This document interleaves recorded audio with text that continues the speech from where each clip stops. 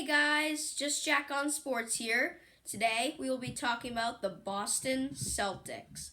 To start off, Isaiah Thomas made the All-Star team yesterday, but he did not become a starter. The only reason that really bugs me, because the person who did get the start is a 3-year man, Giannis Antetokounmpo. Yes, Giannis Antetokounmpo. If you can't keep up with me, look him up. Okay? It's a very hard and challenging name.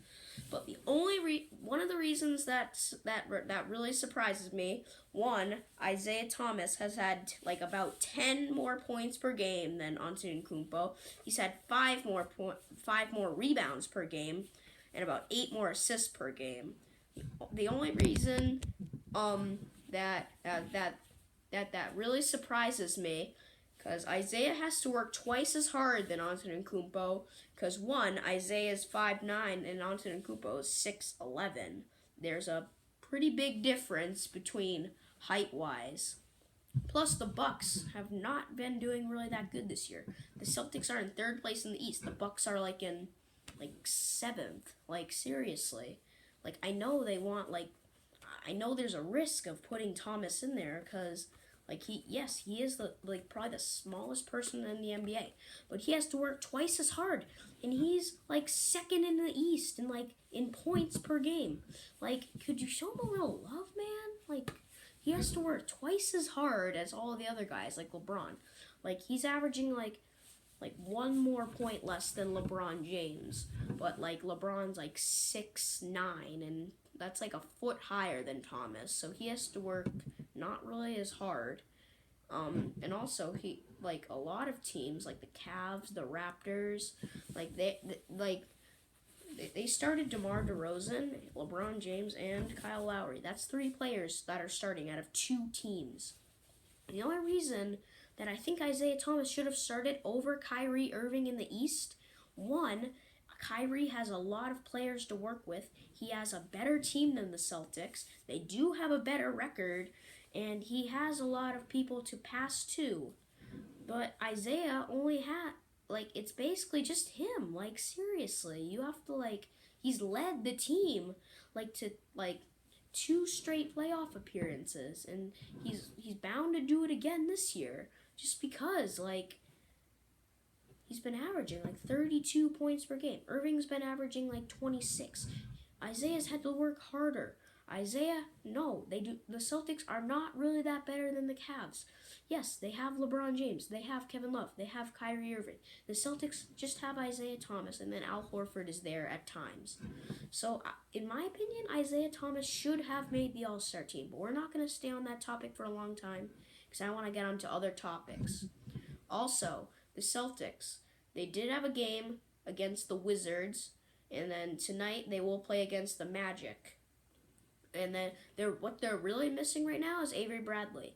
And then they're just missing that discipline that Avery Bradley brings. Against Washington, Marcus Smart had a huge argument with his assistant coach. He walked out of the game and then went into the locker room just because he was so frustrated. That's what I'm talking about, the lack of discipline on the Celtics, which Isaiah Thomas has been doing a great job, but he just needs that one more player that can help him out. Because Marcus Smart's only a 3-year veteran. Avery Bradley's a 9-year veteran. I mean, you see the difference, a 6-year difference. That's a pretty big difference. Yes, Marcus Smart is a good defender like Avery Bradley. He is a good shooter. But Avery Bradley has a lot more discipline and just experience more than Marcus Smart to know not to do that kind of stuff. Also, the Celtics got a new ad on their jerseys. It was a General electric company or something on their shirts.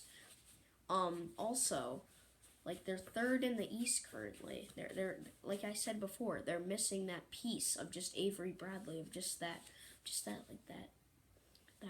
a little more experience would do them well.